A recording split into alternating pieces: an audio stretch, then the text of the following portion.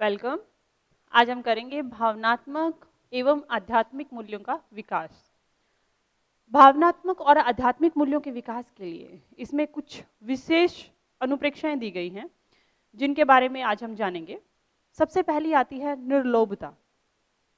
निर्लोभता का क्या अर्थ है? व्यक्तिगत जीवन में मूल्यों के विकास के लिए निर्लोभता की क्या आवश्यकता है, इन सब पे आज हम चर्चा करेंगे। इतिहास साक्षी है ऐसे मूल्यों का कि मूल्यों की रक्षा के लिए व्यक्तियों ने अपने प्राणों की आहुति दी और मूल्यों की खोज के लिए भगवान महावीर ने राजकीय वैभव का परित्याग कर दिया। महात्मा बुद्ध ने अपना सर्वस्व त्याग कर दिया और यहाँ तक कि महात्मा बुद्ध ने अपने घर परिवार, अपना ऐशो आराम, सब चीज़ों, किसी भी चीज़ की परवाह ना करते हुए उनका बिना किसी सोच के केवल त्याग कर अपने अध्यात्म के मार्ग पर अग्रसर हुए। इसी तरह से कर्तव्य परायणता जैसे मूल्यों के लिए महाराणा प्रताप ने अपने स्वतंत्रता, सम्मान, स्वाभिमान और धर्मगत मूल्यों की रक्षा के लिए अपने बच्चों को भूखे मरते देखा, लेकिन सम्राट अकबर की अधीनता को स्वीकार नहीं किया। ये सब उदाहरण इस बात के प्रबल साक्षी हैं कि मूल्यों का संबंध भावात्मकता से होता है। इन मूल्यों से व्यक्ति भावनात्मक रूप से जुड़ता है और इनके माध्यम से व्यक्ति अपना आध्यात्मिक विकास कर सकता है। व्यक्तिगत जीवन में मूल्यों का विकास अनुप्रेक्षा के द्वारा मूल्यों को विकसित किया जा सकता है। ये हमने पिछले अध्यायों में जाना। तो स्वभाव परिवर्तन में अनुप्रेक्षा का अहम रोल है। मुक्ति की अनुप्रेक्षा से निर्लोभता का विकास होता है। सहिष्णुता की अनुप्रेक्षा से सहन करने की क्षमता विकसित होती है और अभय की अनुप्रेक्षा से भय से बनी हुई ग्रंथियां छिन्न भिन्न हो जाती है। तो इस तरह से अनुप्रेक्षाओं के माध्यम से व्यक्ति अपने भीतर की ऐसी समस्याएं जिनसे कि उसका व्यक्तित्व विकास बाधित होता है, उनको दूर करके एक उच्च या सर्वांगीण व्यक्तित्व का विकास किया जा सकता है। निर्लोभता का अर्थ बताया गया है। मुक्ति के अर्थ में निर्लोभता का प्रयोग होता है। आचार्य महाप्रज्ञ जी कहते हैं कि दूसरों के प्रति प्रेम होता है वह बांधता है, और जब अपने प्रति प्रेम होता है तो वह मुक्त करता है। बंधन का अर्थ होता है दूसरों की ओर प्रवाहित होने वाला प्रेम। यह स्वार्थ की संकुचित सीमा नहीं है, यह व्यक्तित्व की सहज मर्यादा है जिससे अपने अस्तित्व का अनुराग है वह दूसरों को बंधन में नहीं डाल सकता। बंधन बंधन को जन्म देता है और मुक्ति मुक्ति को जन्म देती है। इस तरह से बाहरी बंधनों से मुक्ति प्राप्त करने की अनिवार्य शर्त है मानसिक मुक्ति या आंतरिक प्रेरणा। इसके माध्यम से निर्लोभता का विकास किया जा सकता है। भगवान महावीर निर्लोभता के परम साधक थे।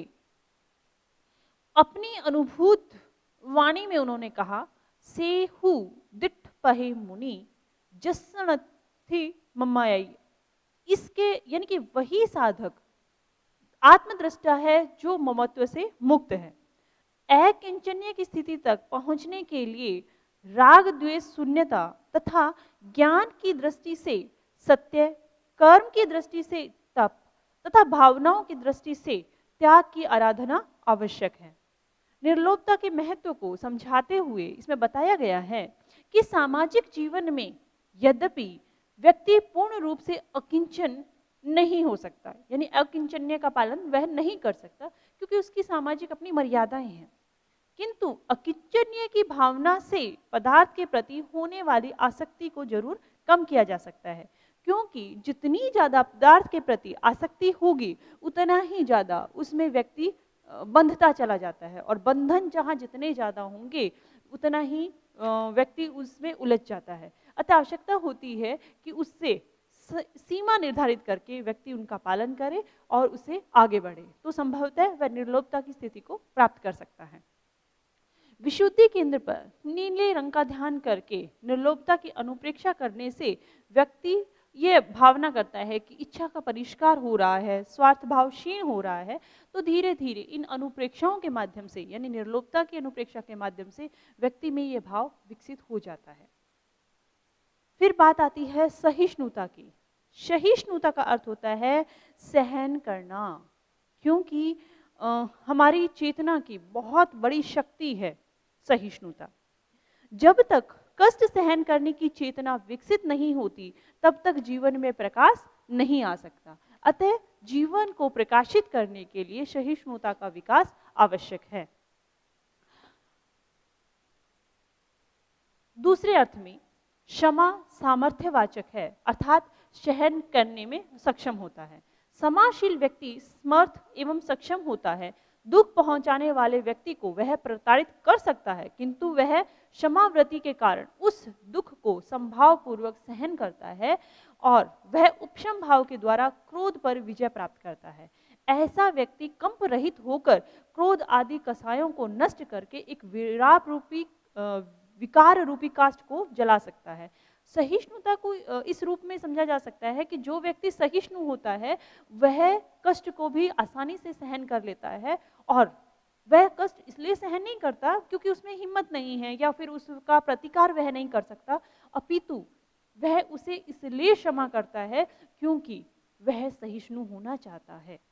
वह इन सब चीज़ों से अलग हटके आत्मविकास की बात करता है या उस लक्ष्य की ओर आगे बढ़ना चाहता है। तो इस तरह से सहिष्णुता के का अर्थ है कि सर्दी गर्मी, सर्दी यानी जिस सम स्थितियां ना हैं लेकिन विषम स्थितियों को भी वह आसानी से सहन कर रहा है, तो यही सहिष्णुता के विकास है। और सहिष्णुता का एक प्रयोग है कायोत्सर्ग। कायोत्सर्ग के प्रयोग के माध्यम से व्यक्ति अपने भीतर सहिष्णुता का विकास कर सकता है। सहिष्णुता के महत्व की बात करते हुए हम ये समझ सकते हैं कि सहिष्णुता मानव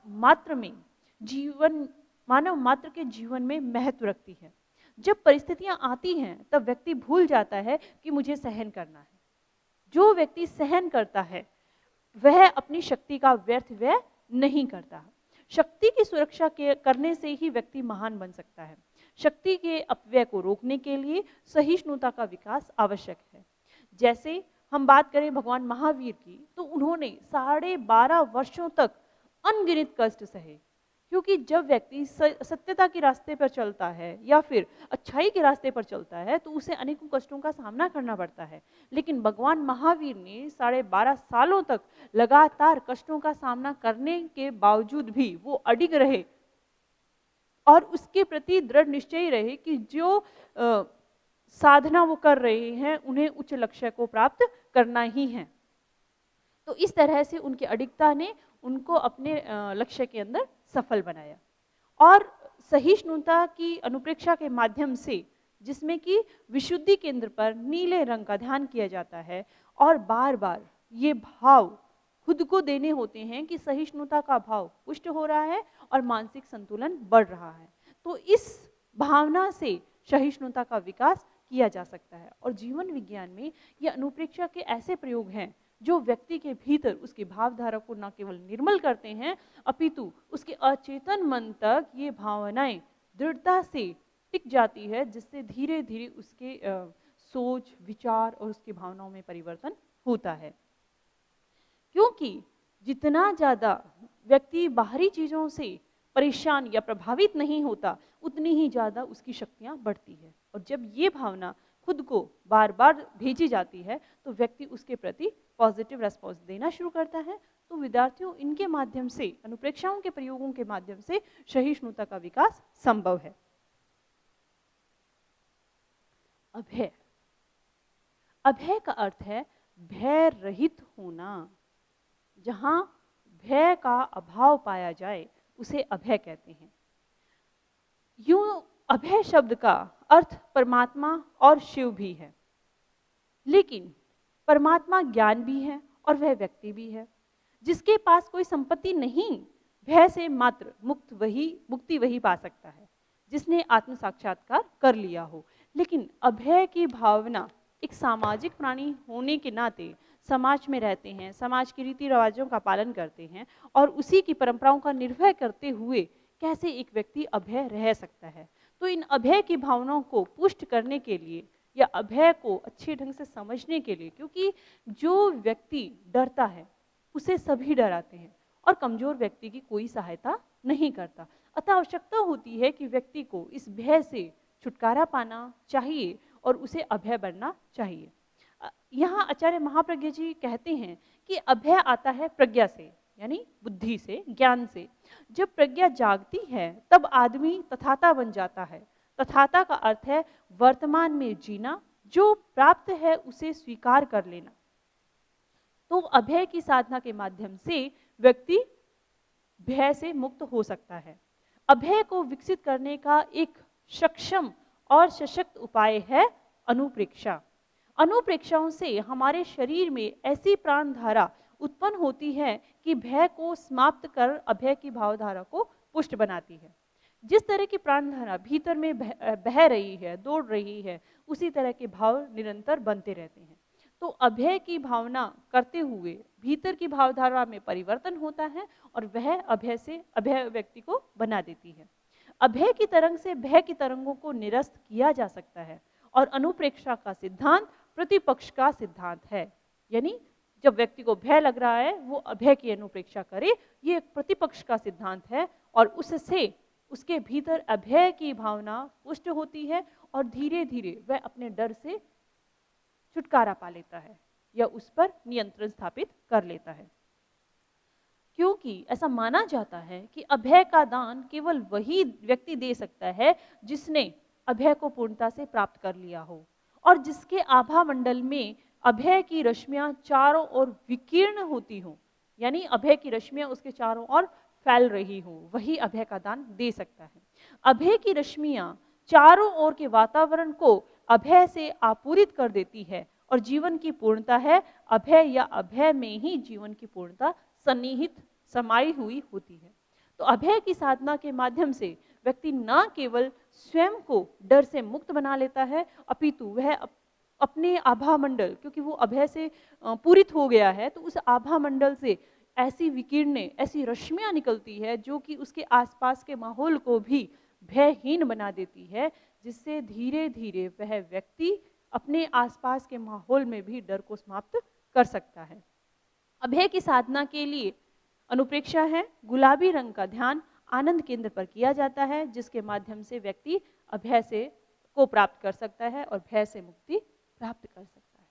तो ये अनुप्रेक्षाएं अपने आप में बहुत महत्वपूर्ण रोल अदा करती है, क्योंकि जैसे हमने 4th पेपर साइकोलॉजी में पढ़ा कि अचेतन मन को जब, क्योंकि उसका हिस्सा 90% है, जब उसको प्रशिक्षित कर लिया जाता है तो व्यक्ति स्वतः ही अपने अनुसार उस मन को चला सकता है। तो आवश्यकता है कि अगर हम भय की दूर करना चाहते हैं तो अभय की अनुप्रेक्षा करें, जिससे अभय बना जा सकता है। मृदुता। मृदुता का अर्थ होता है सरलता या शिष्ट या विनम्र व्यवहार। कठोरता का पूर्ण विसर्जन अर्थात किसी भी प्राणी को दुख देकर व्यक्ति करुणा से अभिभूत हो जाता है। दुखी देखकर प्राणी मात्र को अपनी आत्मा के तुल्य समझता है और जो व्यक्ति दूसरों को अपने आत्मतुल्य समझता है वह कभी किसी और को कष्ट नहीं दे सकता, और यही मृदु व्यवहार की पहचान होती है। तो मृदुता का व्यवहार विनम्रता का परिचायक है। उत्तराध्ययन के 19वें अध्ययन में उल्लेख मिलता है कि गौतम स्वामी भगवान महावीर से प्रश्न करते हैं कि भगवान मृदुता से जीव क्या प्राप्त करता है। समाधान देते हुए भगवान महावीर कहते हैं कि मृदुता से अनुदित मनोभावों को प्राप्त करता है। इससे संपन्न व्यक्ति 8 स्थानों का विनाश कर देता है। इस तरह से नैतिक चेतना का सूत्र मृदु व्यवहार है। कुछ व्यक्ति क्रूर होते हैं और क्रूरता केवल किसी वस्तु विशेष या व्यक्ति विशेष तक सीमित नहीं है, क्योंकि जिन व्यक्तियों के व्यवहार में क्रूरता होती है वे हर किसी को कष्ट पहुंचाते हैं। और इसी क्रूरता का एक उदाहरण आज हम अपने समाज में देख रहे हैं, जिससे बेटियों का धीरे धीरे नाश होता जा रहा है। क्योंकि बेटियों के प्रति जो क्रूरता दिखाई दे रही है, कोई जला देता है, कोई मार देता है और कोई उन्हें निरंतर कष्ट पहुंचाता है, ये सारा का सारा क्रूरता के कारण ही संभव है। यदि व्यक्ति अपने भीतर मृदुता के व्यवहार की पुष्टि करे कि जिस तरह से दूसरों के द्वारा दिए गए कष्टों से मुझे दुख अनुभूत होता है, उसी तरह से मैं अगर दूसरे व्यक्ति को कष्ट देता हूँ तो उससे उसे भी दुख की अनुभूति होती है। तो इस तरह के व्यवहार से वह व्यक्ति मृदु व्यवहार को बढ़ावा दे सकता है या अपने भीतर मृदुता की भावना को प्रगाढ़ कर सकता है। मृदुता का महत्व। अहंकार के कारण पारिवारिक परिस्थितियों में बहुत सारी समस्याएं पैदा होती हैं और जिसकी वजह से परिवार टूटने जैसी स्थितियां भी आ जाती हैं। तो अहंकार का जो उपाय है, किस तरह से अहंकार को नष्ट किया जा सकता है, तो उसका एक अडिग उपाय मृदुता है। मृदु व्यवहार के माध्यम से व्यक्ति अपने अहंकार को क्षीण कर सकता है और पारिवारिक समस्याओं से भी बचा जा सकता है। करुणा और मैत्री भाव, ये दोनों ही मृदुता के व्यवहार के परिचायक माने जाते हैं। मृदुता के व्यवहार के दो प्रकार माने गए हैं, एक प्रतीयमान मृदुता और दूसरा है यथार्थ मृदुता। मृदुता के बाधक तत्वों में 4 बाधक तत्व बताए गए हैं। पहला है अहंकार, गर्व, मद और कठोरता। इन चारों के माध्यम से व्यक्ति का व्यवहार मृदुता का नहीं बन जाता और इन बाधक तत्वों का परिष्कार करके व्यक्ति के व्यवहार को मृदु बनाया जा सकता है। मृदुता की अनुप्रेक्षा के माध्यम से हरे रंग का ध्यान करके मृदुता के व्यवहार को पुष्ट किया जा सकता है। ऋजुता। ऋजुता का अर्थ होता है सरलता। ऋजुता शुद्धि का घटक तत्व है। शुद्ध व्यवहार में प्रत्यक्ष होती है, शुद्धि व्यवहार में प्रत्यक्ष होती है। तो ऋजुता के व्यवहार के माध्यम से व्यवहार को शुद्ध बनाया जा सकता है। स्वस्थ शरीर, शुद्ध मन और आत्मानुसंधान के अतिरिक्त सामाजिक विश्वास का वातावरण बनाने की दृष्टि से भी आर्जव का बहुत बड़ा महत्व है। कुटिलता के कारण पारिवारिक जीवन में बिखराव, अविश्वास, तनाव और वैमनस्य की स्थितियां उत्पन्न होती हैं और इन सब के कारण व्यक्ति का पारिवारिक स्थितियां खराब हो जाती है और समस्याएं उत्पन्न होती हैं। तो इस तरह गौतम बुद्ध ने कहा कि जिस प्रकार कुशल बढ़ई लकड़ी को सीधा करके सुंदर खिलौने का निर्माण करता है या विशाल भवन तैयार करता है, वैसे ही साधक अपने आप को सीधा और सरल बनाता है और उसमें ऋजुता का विकास हो सकता है। आत्मशोधन की प्रक्रिया के माध्यम से ऋजुता का विकास किया जा सकता है, क्योंकि जब व्यक्ति अपने आप का आंकलन करना शुरू करता है और वह उसमें परिष्कार करने की कोशिश करता है, अपनी बुराइयों को धीरे धीरे क्षीण करता है, तो उसके अंदर ऋजु व्यवहार विकसित होता है। अब बात आती है अनासक्ति की। अनासक्ति यानी किसी विषय वस्तु के प्रति बहुत अधिक आसक्त ना होना अनासक्ति कहलाता है।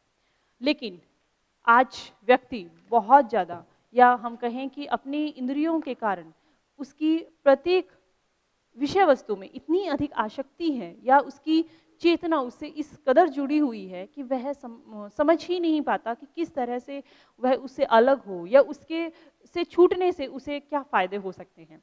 क्योंकि अनासक्ति गीता का नवनीत है और अनासक्ति एक महान प्रयोग है जिसके माध्यम से व्यक्ति पदार्थ के साथ जुड़ी हुई चेतना से छूट सकता है। अनासक्ति के प्रयोगों के माध्यम से व्यक्ति न केवल त्यागी होता है अपितु वह स्वतंत्र भी हो सकता है। क्योंकि जब व्यक्ति किसी विषय वस्तु के साथ आसक्त रहता है तो वह अपनी क्षमताओं का ना संपूर्ण उपयोग कर सकता है और ना ही अच्छे ढंग से वह अपनी योग्यताओं या अपने गुणों का प्रयोग कर सकता है, और इसी कारण उसकी पूरी क्षमताएं उपयोग में नहीं आती और उससे वह अपना 100% भी नहीं दे पाता है। ऐसा कहा जाता है कि अनासक्त व्यक्ति संसार में रहता हुआ भी लिप्त नहीं होता, क्योंकि सामाजिक प्राणी है, समाज में रहना है। लेकिन जो व्यक्ति अनासक्त होगा वो सामाजिक कार्यों का तो निर्वहन कर रहा है, लेकिन उसमें रहते हुए भी वह उसमें लिप्त नहीं है। और उसी का उल्लेख करते हुए आचार्य महाप्रज्ञा जी ने संबोधि में कहा कि जो विषयों से विरक्त होता है वह शोक को प्राप्त नहीं होता। वह संसार में रहता हुआ भी पानी में कमल की भांति भोगों में लिप्त नहीं होता है। पानी कमल में रहता है लेकिन कमल के ऊपर पानी टिक नहीं सकता। इसी तरह से जो व्यक्ति अनासक्त होता है वह संसार में रहते हुए भी उसके भोग विलास से बहुत दूर होता है, उसमें खोता नहीं है या लिप्त नहीं होता है। अनुप्रेक्षों के माध्यम से अनासक्ति का प्रयोग बढ़ाया जा सकता है। उसके प्रयोगों के माध्यम से व्यक्ति अपने भीतर अनासक्ति का भाव विकसित कर सकता है। संवेग, संवेग किसे कहते हैं? संवेग का अर्थ होता है भावों का तीव्र गति से शरीर में उत्पन्न होना, संवेग कहलाता है। और संवेगों का संतुलन आज के परिप्रेक्ष्य में बहुत अधिक आवश्यक है।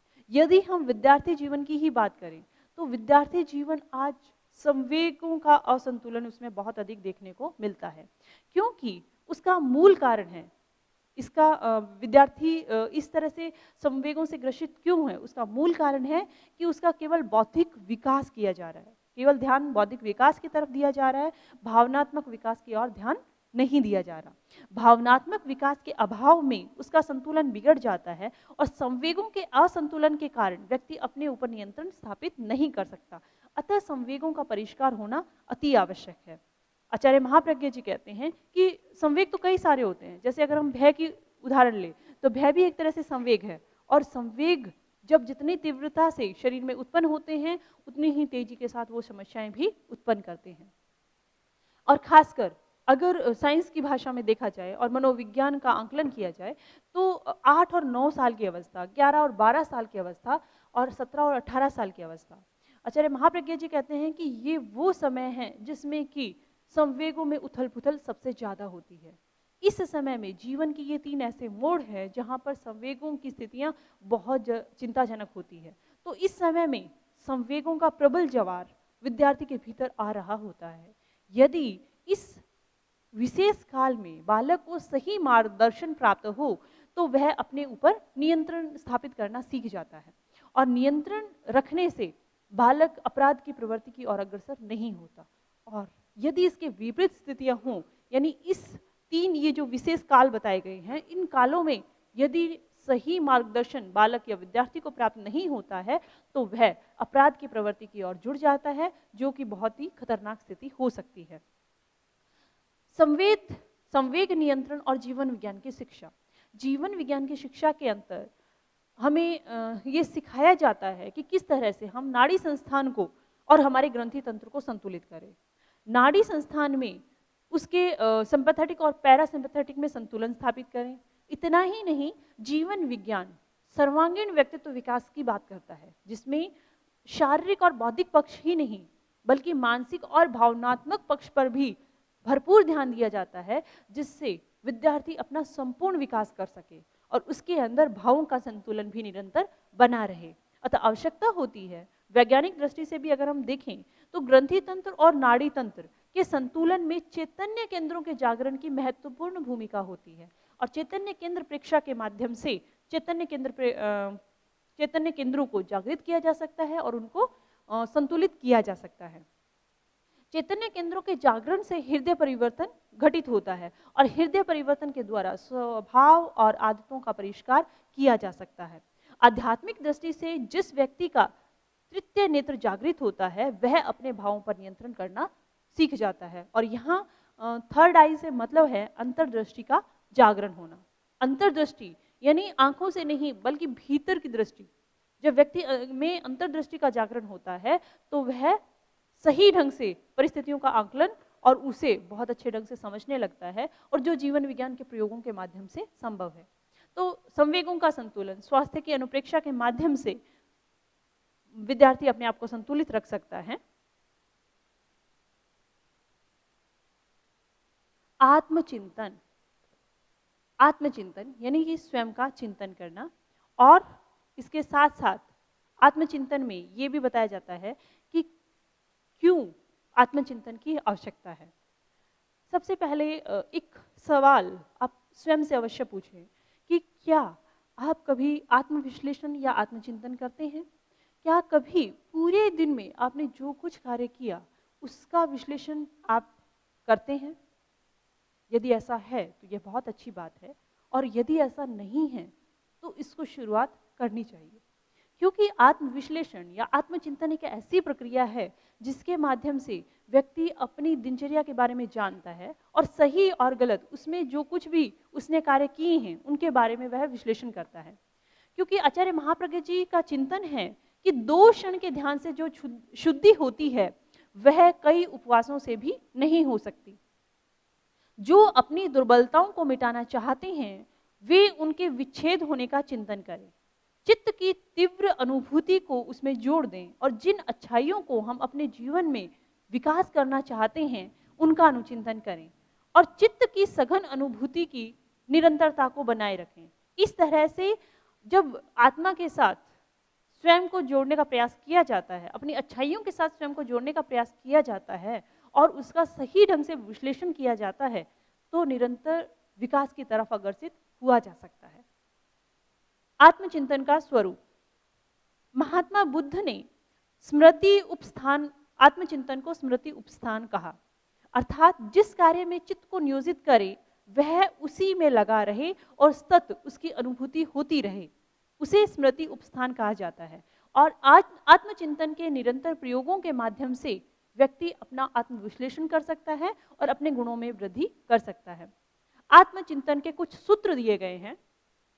स्वेट मार्डन ने आत्मचिंतन की कुछ महत्वपूर्ण बिंदु बताए, जिसमें पहला है स्वयं के बारे में अच्छा सोचना, यानी मैं सबसे गौरवशाली बनूंगा। जो कार्य आप कर रहे हैं यदि उन पे आपको भरोसा होता है तो आप स्वयं के बारे में अच्छी धारणाएं बनाते हैं और अच्छी धारणाओं से व्यक्ति उच्च स्थान या अच्छे कार्यों को करता है। तो इस प्रयोगों के माध्यम से वह अपने आप को मजबूत बना सकता है। फिर मैं अपने जीवन में और अधिक सफलता प्राप्त करूंगा, क्योंकि जिस तरह की भावधारा या सोच होती है व्यक्ति उसी तरह से अपने कार्यों में प्रगति प्राप्त करता है, वैसे ही प्रत्युत्तर उसे प्राप्त होते हैं। तो मैं और अधिक सफल बनूंगा या सफलता प्राप्त करूंगा, ऐसी भावधारा, ऐसा आत्मचिंतन भी उसे सफलता की ओर अग्रसित करता है। मैं अपने दोषों को मिटा दूंगा और संकट की स्थिति में नहीं घबराऊंगा। नेगेटिविटी को मिटाने और पॉजिटिविटी को और अधिक मजबूत करने का ये एक तरीका है। मैं अपना लक्ष्य अवश्य प्राप्त करूंगा। इस तरह की सकारात्मक भावधारा के माध्यम से स्वेट मार्डन ने बताया कि व्यक्ति सफल बन सकता है और अपने उच्च लक्ष्यों को प्राप्त कर सकता है। मैं अपना जीवन स्तर ऊंचा उठाऊंगा और उसके लिए निरंतर घोर परिश्रम करूंगा।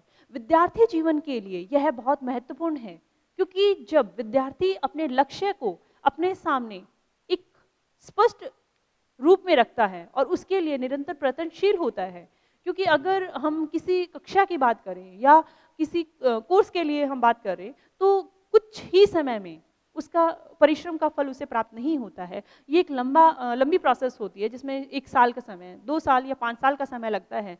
तो इस समयावधि में लक्ष्य को निश्चित रूप से निर्धारित करना और उसके लिए निरंतर प्रयत्नशील होना, स्वेट मार्डन ये कहते हैं कि निरंतर सतत प्रयत्न से व्यक्ति सफलता को प्राप्त कर सकता है।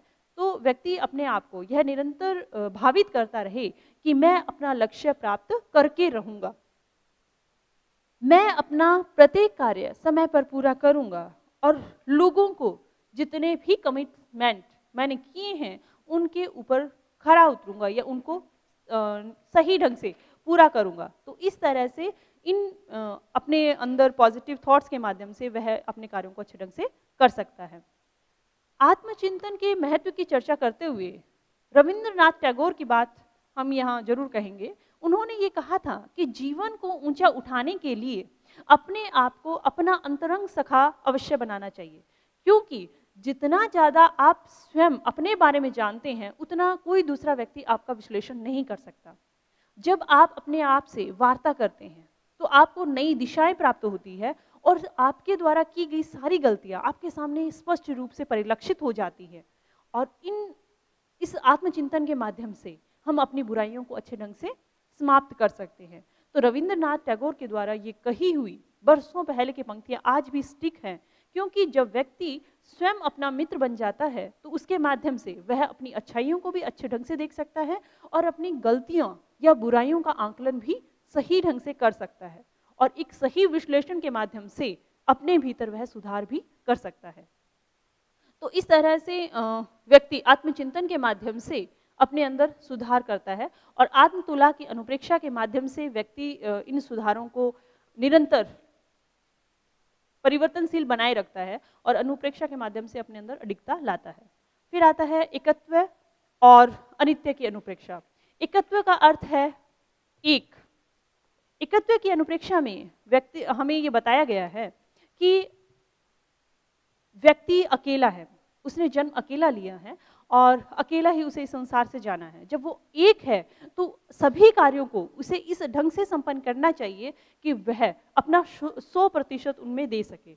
अतः एकत्व की अनुप्रेक्षा के माध्यम से व्यक्ति अपने भीतर एकत्व की भावना को विकसित कर सकता है और उसके प्रयोगों के माध्यम से उनको मजबूत बना सकता है।